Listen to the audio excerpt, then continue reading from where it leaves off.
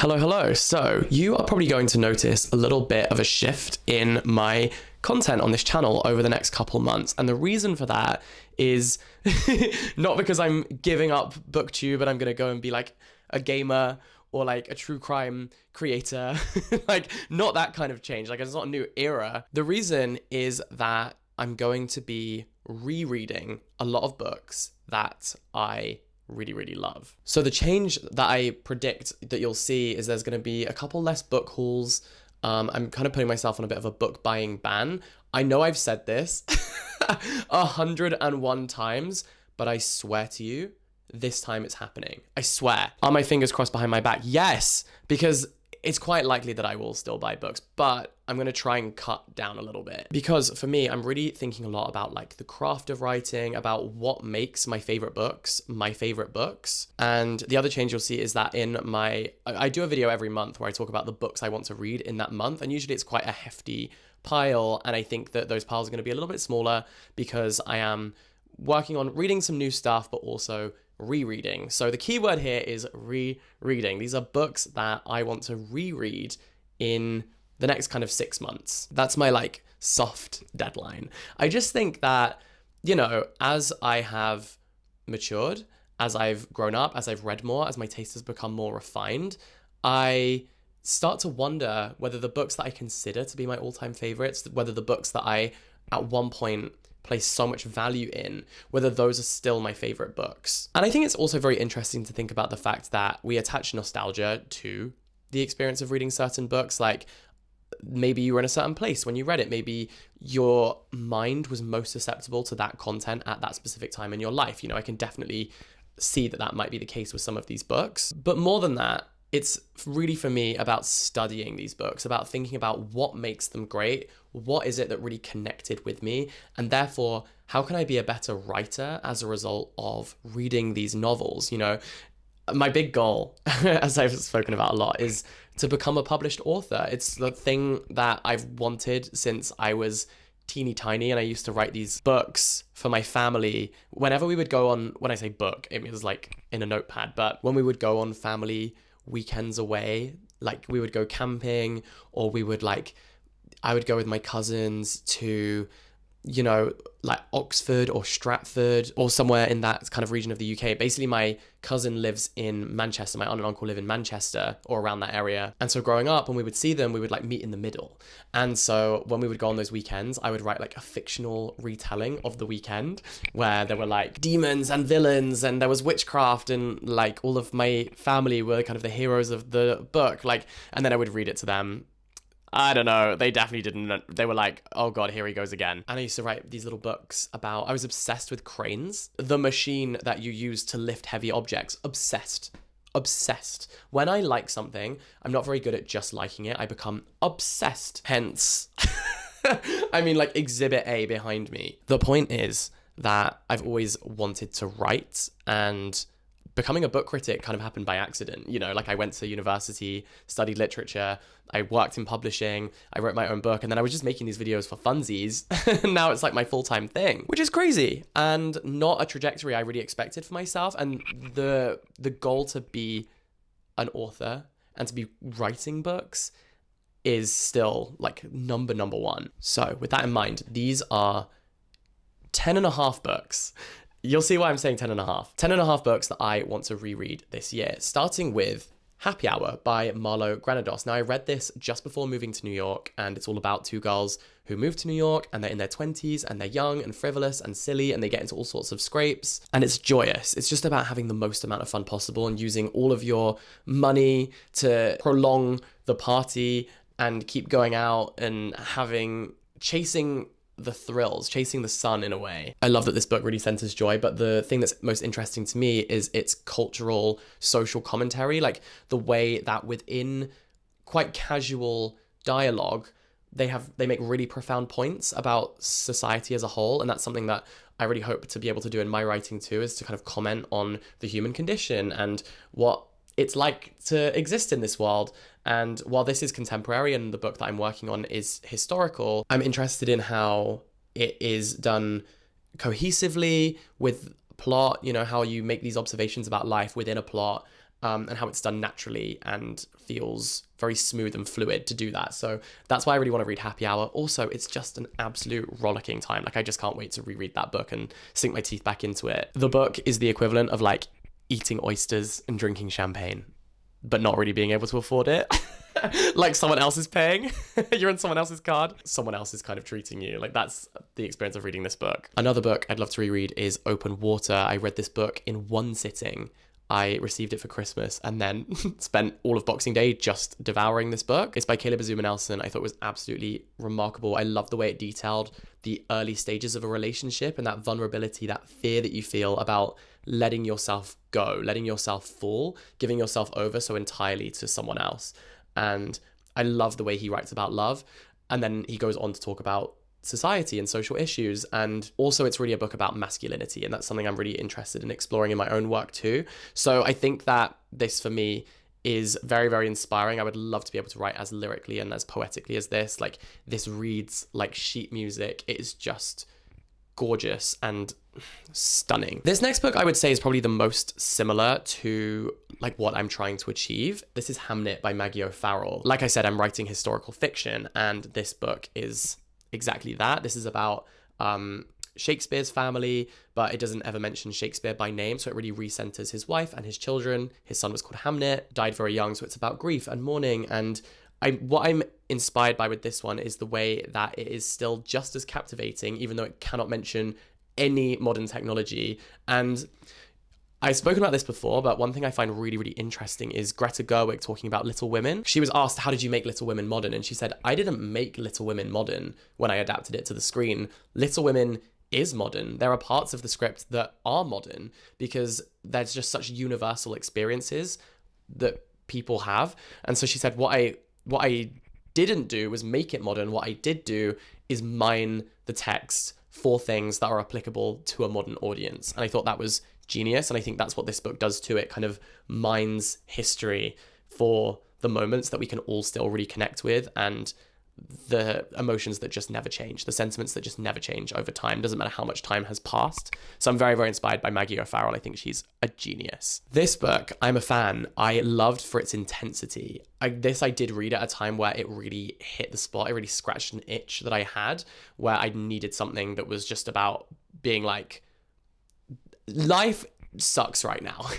And someone is causing that misery, you know? And they're kind of a bit evil. Like, this is a really brutal, heart-wrenching book that really cuts to the bone. It really goes for the jugular. But I think being able to write succinctly, being able to write concisely, but with intensity is really powerful. And I am just in awe of this writing. So I think it's really well paced, and I would love to be able to write like that. This book, Our Wives Under the Sea, is so just gorgeously descriptive. Every line is just so absurdly beautiful, you know? It's outrageous in a way how good this is. It's about two women who are married, and one of them was in a submarine accident, essentially, where the submarine was submerged at the bottom of the ocean and they couldn't get out. They were trapped there for a really long time.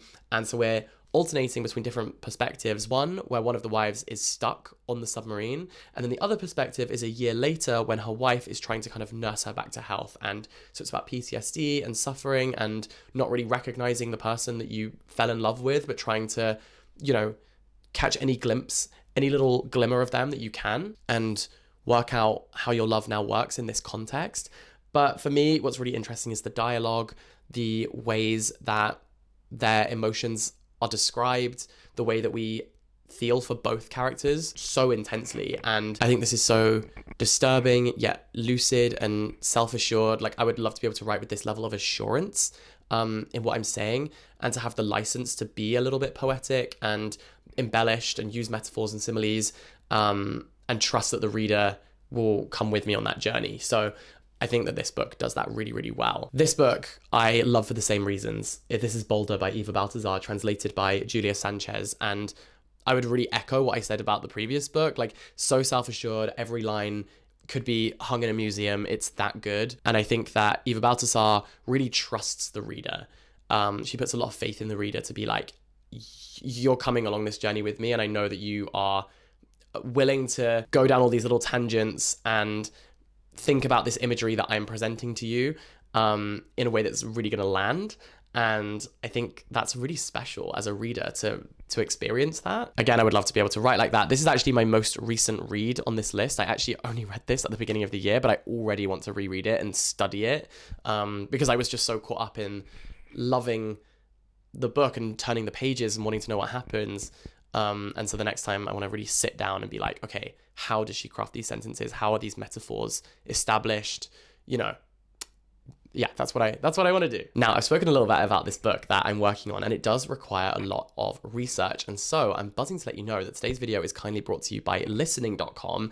And listening.com is the perfect companion when you need to research something, when your mind is curious, when you want to find out more about things, if you're interested in articles, or you're reading a textbook, or PDF documents, academic papers, etc. Because what listening.com does is turn those things into an audio file. So this is perfect for when you're cooking, when you're working out, when you're just relaxing. The app frees you up to learn from anywhere. So you can get your daily briefing from, online newspapers that you read, anything. It can read math equations, it can skip citations, it can help you with pronouncing words that you may not know how to say out loud. And the coolest part is it has a one-click note-taking feature. So you just press plus note and it will create a note for you. So helpful. I wish I had this when I worked in publishing. Oh my God. But it's proving very, very helpful now that I am researching for my novel. And listening.com usually offer everyone a free 2-week trial, but for this community, they have kindly offered us a free 3-week trial. So you can try out listening.com for 3 whole weeks free of charge and see how it transforms your reading and listening experience. So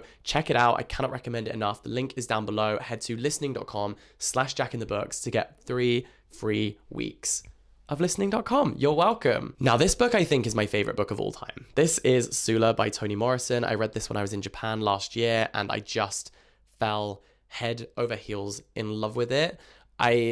A lot of the things that I'm interested in is like the human condition and how people capture that. But I really think Toni Morrison is like the master. We bow down to you, sensei. Toni Morrison just got it. She's extravagant in the way that she describes things, and yet it is so ubiquitous and universal. Like the emotions that she captures are just so true. Like she's in my head. It's like she literally cut open my scalp, pulled out my brain and said, here you go, on a silver platter. That's how reading her books feels. And if someone, the feedback that I give these books is like, if someone said this about my own book, I would cry, I would sob, I would weep, I would be so elated and thrilled. So I think that's why I really want to study these books again, to think about what is it that they do that has that desired effect that I would like to achieve as well. Panenka too is, it's not a plot-driven narrative. It's very much led by dialogue and conversations, especially between unlikely pairings of characters who interact and communicate or miscommunicate. And, it's a good 200 pages of that. And to carry 200 pages without a massive plot, this big blockbuster style plot, like a big fantasy world building kind of situation, to be able to just have normal people reflecting on their lives and the difficulties that they've faced and still keep me captivated and enthralled and having me literally crying on a train just from reading this. If I could achieve that, I would be so thrilled. Again, it's about the fluidity. It's about being able to have exposition that drives the narrative forward, but then also these really moving conversations. If I could capture that, the one thing I think is my weak spot is dialogue. And I think Ronan Hession does it really, really well. Panenka's dialogue is absolutely sublime and superb. So if this book was a school, I would enroll and study it. So that's what I'm going to do. Now, speaking of Masters of Dialogue, of course, we couldn't talk about Masters of Dialogue without talking about Sally Rooney. Oh, wow. This book made me fall back in love with literature. Normal People was the first book I read after finishing my literature degree that made me think, I want to dedicate my life to this, for sure, Because when you're studying a degree, you start to lose the love for it a little bit. You're like, oh God, do I actually like this? I'm not even sure anymore. Once it's become something you have to do, not something you necessarily want to do anymore. Normal People reminded me, oh no, this is something I want to do. This is the thing I love more than anything on this planet. And for that, I will always be so grateful. And actually, the Booker Prize have asked me to write an essay about this book because it is the pick for their book club. It's their monthly spotlight. And so they very kindly asked me to write an essay about this, which I'm pumped about because I haven't written a proper academic essay since university. And I'm really honored that they asked me, but really genuinely excited to actually write that down. And so I'm going to be rereading that book. This is the first one I'm coming to, and kind of what inspired this idea of rereading my favorite books, because the opportunity presented itself to reread this in a way that had kind of a specific focus, like writing this essay. And I jumped at the chance, and yeah, I can't wait to reread this book. I'm excited just thinking about it. The 10th book I will be reading all the way through is Young Mongo. I read this last year, and I think that it is so moving and the emotions are so visceral and vividly described. Douglas Stewart is an absolute master at his craft, and the way that he captures human relationships, dynamics, people's proximity to one another in certain social settings is hugely, hugely inspiring to me. And I actually listened to this as an audiobook because I found that a little bit easier with the Glaswegian dialect. But I would love to reread this in paper form as well, just to get, the best of both worlds. And I feel like I can hear those characters in my head all the time anyway, so I might as well reread the book and reconnect with them. And then this book, the reason I say 10.5 is because I don't think I'm going to read this whole book from start to finish, because I read it last year. I really, really enjoyed it. But for me, I think I just want to read like a sample of this because of the character creation. Demon Copperhead by Barbara Kinsolva is one of the best character studies I've ever read. The way that she created the character of Demon is phenomenal. Every line oozes with his personality. Like, every line comes straight from his head, from his perspective. Like, you feel like you are seeing through his eyes, which is such an achievement. There's a reason this won the Pulitzer Prize, the Women's Prize, and won so many people's hearts too. It makes you really care about this character and miss him when you turn the page. But also, when you read a chapter and then you go off into your life, you start to imagine how he would be perceiving the world, because it's so vividly written. She knew that character inside out. And because my novel is a character study too, I really feel like that's very important for me to be thinking about, how do I make sure that my reader feels like they know this guy? They know this person I'm writing about so intimately. How do I make him vulnerable enough to share and to make people feel like they can really empathize with him and sympathize with him? That's something I'm really thinking about a lot. So those are the 10.5 books that I want to reread over the next I said like 6 months, I would say. I'll be dipping in and out of them. I'll be making notes. I'll be studying. And I'm going on a dog walk. My friend who is picking me up has just arrived, so I gotta go. Thank you so much for watching this video. All the best. Stay in touch. That was perfectly timed. Like, they just pulled up on the driveway. I am buzzing. All the best. Stay in touch. Have a wonderful day, and I'll catch you very, very soon. Bye-bye.